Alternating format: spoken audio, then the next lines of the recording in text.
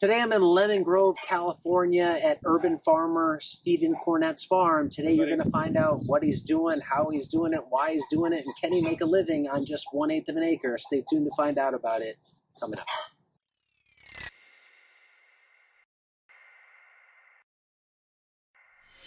Today I'm here in Lower San Diego with fellow San Diegan Stephen Cornett of Nature's Always Right. He's a YouTuber. He's also a farmer. Stephen, thanks for having me down. Yeah, absolutely. It's been a fun day. Yeah, we're doing a little bit of a tour, filming some videos to see what Stephen's doing on, what he's got going on down here. It's a little bit different than some of the farms I've visited in the past because he's very urban. It's small scale, short beds. To bring people up to speed on what your farm is like, give them a little rundown of how much land you have in cultivation and about how long your beds are, the types of crops you grow. Definitely. So here in Lemon Grove, I'm doing all of this in a backyard, and the total backyard is about a 1/4 acre. I've got a little under 3,500 square feet in cultivation here. I also have another plot down the road, and that's another 1,200 square feet, and then I have a backyard I can move into next. That's another 3,000 square feet. So right now I'm about a little under 5,000 square feet in cultivation. And I mostly grow, because of that size, I mostly grow things that are high profit margin, turn and burn crops. So heads of lettuce, radishes, tons of baby greens, arugula, tatsoi, lettuce, salad mixes. I also do kale, chard, collards, and some herbs as well. And radishes, beets, and carrots are my root vegetables that I grow. But now I'm kind of scaling back my root production and really just focusing in on the highest value crops on this small scale. And they're all field crops. Like, you're not doing any microgreens right now currently. Yeah. Which is kind of unique for a small farm because microgreens are one way to get a lot of product out of a small space. So 1/8 of an acre, field crops. How does that work as a farm model financially? How do you feel at that scale, at that size? At this scale, I would say you can scrape by. You need to live a more simple life. You shouldn't have debt, but you can live on the income that I'm making. It's just not that much. I'm also focusing a lot on YouTube and content creation and things like that. So that takes up a couple days a week. That's something where I could be putting that time towards growing more. Initially when I was looking for more land, I wanted to get a full 1/4 acre. But it just wasn't in the cards. I couldn't find the right location and spot, so ended up going more smaller scale, which I'm actually more happy about because I can focus more on my content creation and trying to teach and get other people involved in the small ag movement. But I'm building a bootstrap farmer greenhouse right now, going to be 10 foot by 20 foot, and I'm going to move into doing large amounts of microgreens because, as Diego said, it's such a profitable crop on a small scale. And in my opinion, on this micro scale that I'm on, you must do microgreens if you want to have a prosperous business. And it's an extra revenue stream that isn't really tied into the field crop model. It's like every 7 days, 7-10 days, you're getting a new crop. So I think it's a good way to diversify it as well and kind of buffer yourself from maybe crop failures in the field or other issues that might come about.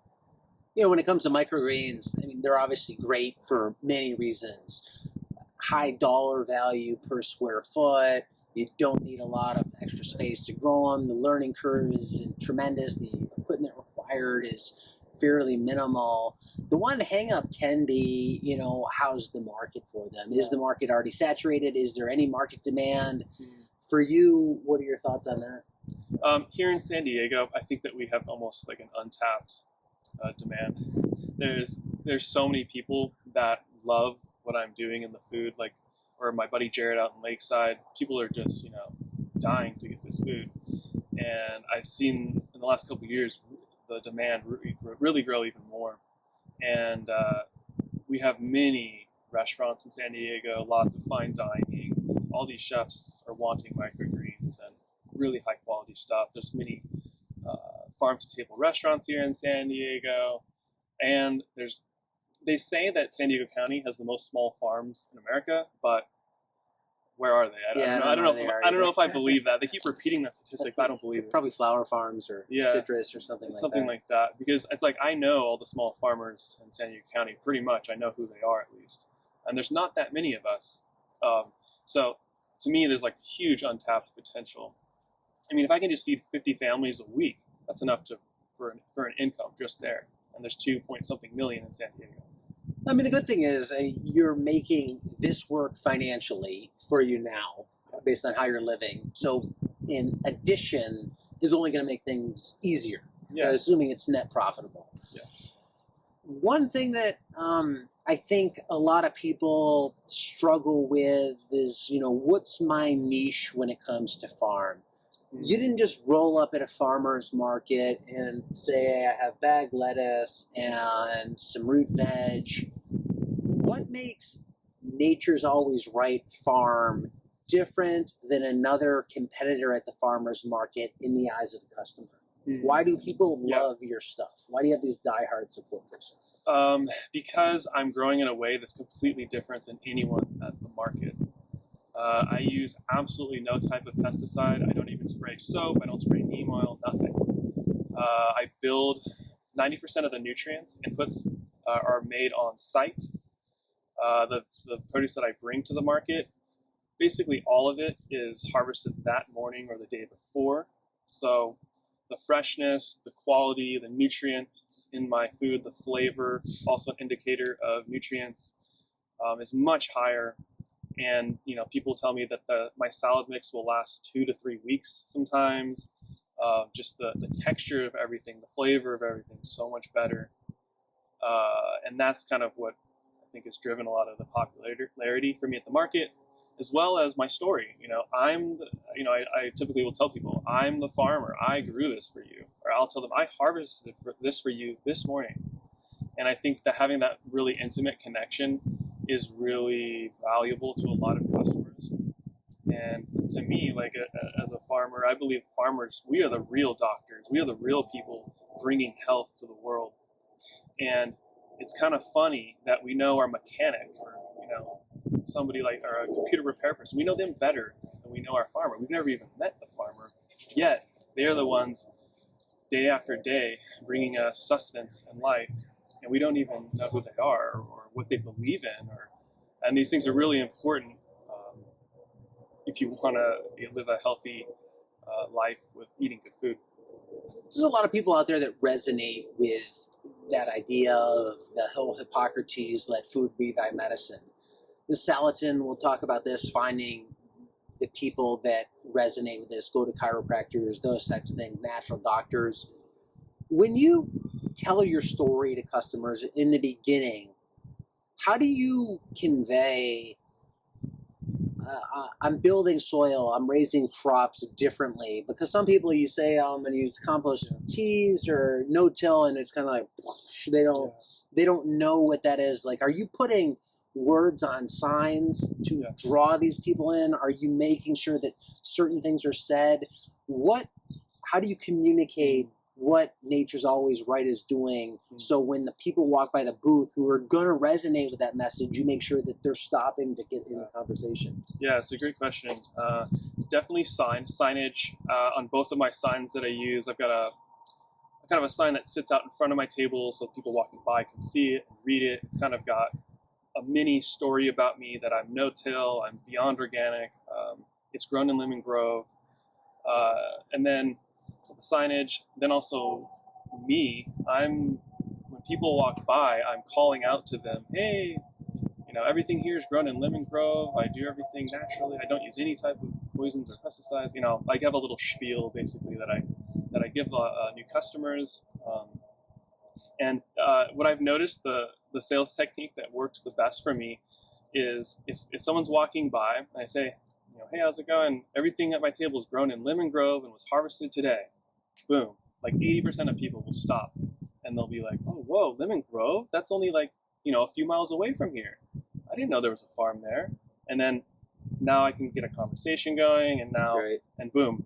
And then, I've probably got a new customer now, because once they try my produce and they're like, wow, this is so much better, then you can So with everything that you're doing here, I mean, it's stuff that you believe in. Has there been stuff you've wanted to do on farm that maybe fits more of your ideology for how you want to raise crops, how you want to build soil, that business-wise, like you just had to park those on the back burner? Or are there things you're doing that maybe make running the business a little bit harder because you're putting the ideology in front of?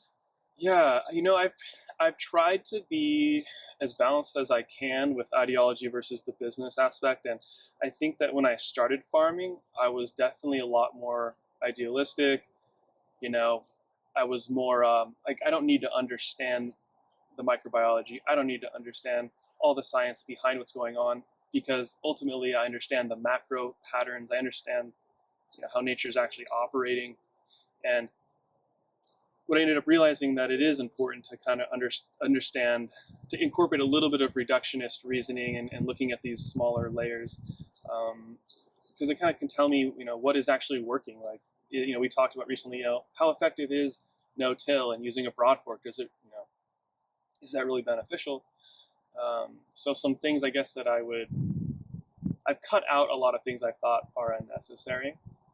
And one thing that I would like to... Like, what's an example of something that you got rid of that just you didn't think you was needed?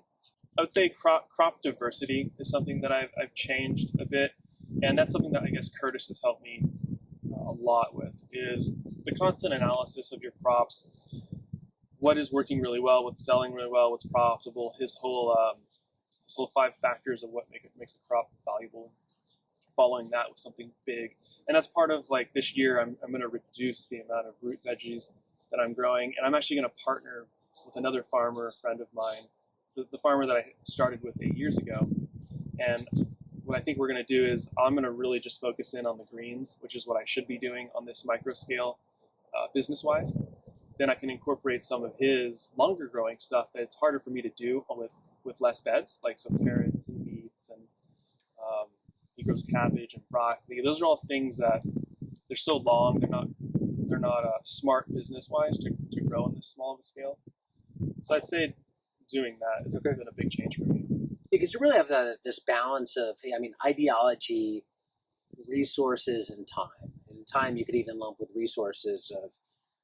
There's always going to be some kind of pushing and shoving, and I kind of look at all those categories as blobs that are changing over time. And at certain times, the ideology blob can push out the resources blob, or vice versa. And when you look at what you do on 1/8 of an acre, spread out over a few plots, making an income doing it that works, how much time do you think you have into this a week during the main season? I mean, it might be a little slower now in the winter, but during the main season, how much time are you putting in with just you?